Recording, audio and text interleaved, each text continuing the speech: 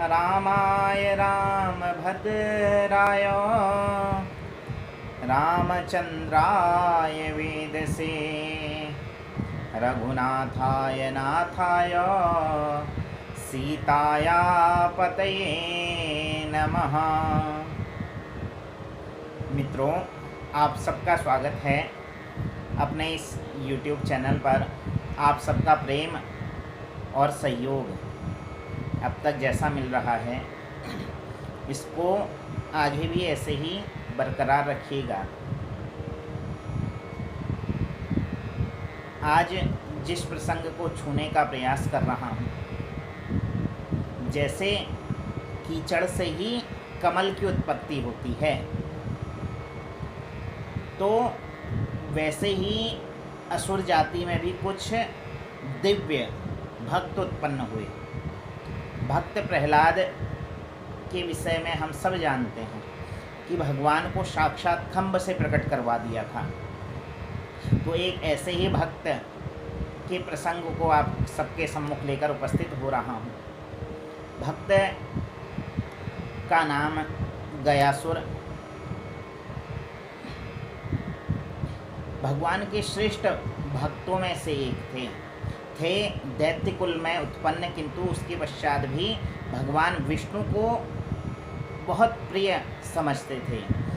प्रत्येक क्षण जिह्वा पर भगवान विष्णु का ही नाम स्मरण रहता। हर कर्म में भगवान विष्णु के नाम का स्मरण करते। तो भगवान को प्राप्त करने के लिए एक बार कोलाहल नामक पर्वत पर इन गयासुर ने हजारों वर्ष तक भयंकर तप किया, और तप की तीव्रता इतनी अधिक हो गई कि तीनों लोक में तप से ताप बढ़ने लगा। तो इंद्र आदि देवता ब्रह्मा जी के पास गए, हाथ जोड़कर ब्रह्मा जी से कहने लगे कि हे ब्रह्मन, आज एक और दैत्य शायद स्वर्गलोक की प्राप्ति के लिए तप कर रहा है, तो आप उसके तप को रोकिए तथा हमारी रक्षा कीजिए। तो ब्रह्मा शिव के पास गए और कहने लगे कि प्रभु, अब इस भक्त को कोई ऐसा वरदान मत दीजिएगा जैसा एक बार भस्मासुर को दे दिया था, जो स्वयं के लिए भी आतंक का पर्याय बन चुका था। तो अब सब देवता मिलकर भगवान विष्णु के पास गए कि आपका ही वह सुमिरन कर रहा है, आपको प्राप्त करना चाहता है। तो सब देवता आदि मिलकर विष्णु के पास गए और भगवान विष्णु समेत गयासुर के सम्मुख प्रकट हुए। तो भगवान विष्णु कहने लगे कि हे गयासुर, हम सब तुम्हारी तपस्या से संतुष्ट हैं, नेत्र खोलो और वरदान मांगो कि तुम क्या वरदान चाहते हो। तो गयासुर ने नेत्र खोले, हाथ जोड़कर कहा कि भगवान, मेरी यह इच्छा है कि इस पृथ्वी लोक पर जितने भी देव हैं, जितने द्विज हैं, जो यज्ञ हैं, तीर्थ हैं, ऋषि हैं, मंत्र हैं आदि, जितने भी उच्च से उच्च श्रेष्ठ पुरुष हैं, मैं उन सबसे श्रेष्ठ हो जाऊं। सब तीर्थों में मैं श्रेष्ठ कहलाऊं, सब ऋषियों में मैं श्रेष्ठ कहलाऊं, सब द्विजों में मैं श्रेष्ठ कहलाऊं। मुझे इंद्रलोक का कोई भी लोभ नहीं है।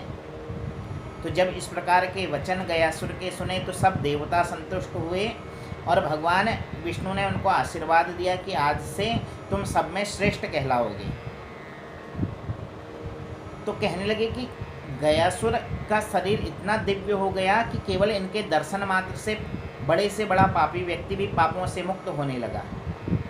धीरे धीरे पृथ्वी पर पाप कम होने लगे। इनके तप का वह प्रभाव था, जो देवताओं के आशीर्वाद थे उसका यह प्रभाव था। तो अब गयासुर ने सोचा कि मृत्यु इस जीवन का अटल सत्य है, एक ना एक दिन तो मृत्यु आनी ही है, और जब मुझे मृत्यु आएगी तो उसके पश्चात तो फिर शायद पाप फैल सकता है। तो इस शरीर का सदुपयोग कैसे हो कि मृत्यु के बाद भी मुझे लोग याद रखें। तो इन्होंने पुनः ब्रह्मा की तपस्या की। ब्रह्मा की तपस्या की और ब्रह्मा जी से कहा कि हे प्रभु, आप मेरे इस देह पर, जो इतना विशालकाय देह है, दैत्य शरीर है, इस पर एक श्रेष्ठ यज्ञ का अनुष्ठान कीजिए, जिस पर सभी देवी देवताओं का निवास हो।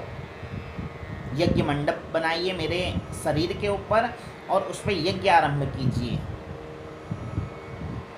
तो ब्रह्मा जी ने यज्ञ पर आरंभ किया। यज्ञ पूर्ण हुआ, यज्ञ की पूर्णाहुति हुई। तो जैसे ही यज्ञ पूर्ण हुआ तो यह गयासुर पुनः उठने की चेष्टा करने लगा। तो भगवान विष्णु गदाधर के रूप में यहाँ इनके ऊपर प्रकट हुए और गयासुर से कहा कि हे गयासुर, यह जो तेरा शरीर है केवल शरीर नहीं रहा, यह तो तीर्थ हो चुका है, सभी देवी देवताओं का निवास यहाँ हो गया है। तो यह तेरा शरीर अब केवल शरीर नहीं रहा, पवित्र तीर्थ बन गया है। तो इतना सुना तो गयासुर ने कहा कि प्रभु, अब मेरे शरीर से प्राण भी निकल जाएं तो मुझे कोई कष्ट नहीं होगा, किंतु बस एक ही इच्छा है कि मेरे इस देह के ऊपर आकर जो भी अपने पितरों के निमित्त पिंडदान आदि करें या कोई शुभ कर्म करें तो वह सब पापों से निर्मुक्त होकर आपकी शरण को प्राप्त करें। तो भगवान ने यह श्रेष्ठ आशीर्वाद गयासुर को दिया और इस प्रकार गयासुर ने अपने प्राणों का त्याग किया। तो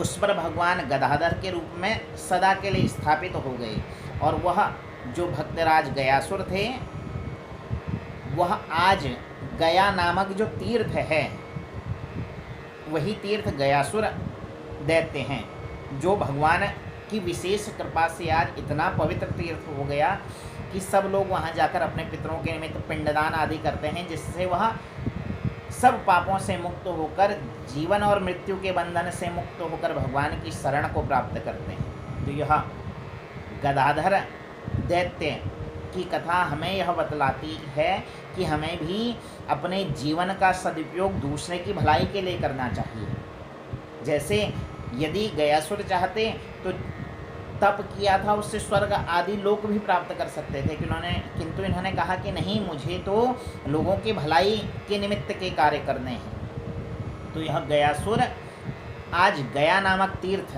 के रूप में हम सब के बीच में प्रतिष्ठित हैं, जिनकी प्रतिष्ठा स्वयं देवता भी अपने श्रीमुख से गाते हैं।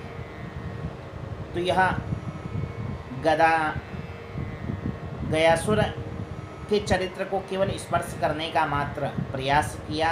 यदि वीडियो पसंद आई हो तो लाइक कीजिएगा, शेयर कीजिएगा। जिन्होंने चैनल अभी सब्सक्राइब नहीं किया है कृपया कर चैनल को सब्सक्राइब कीजिए।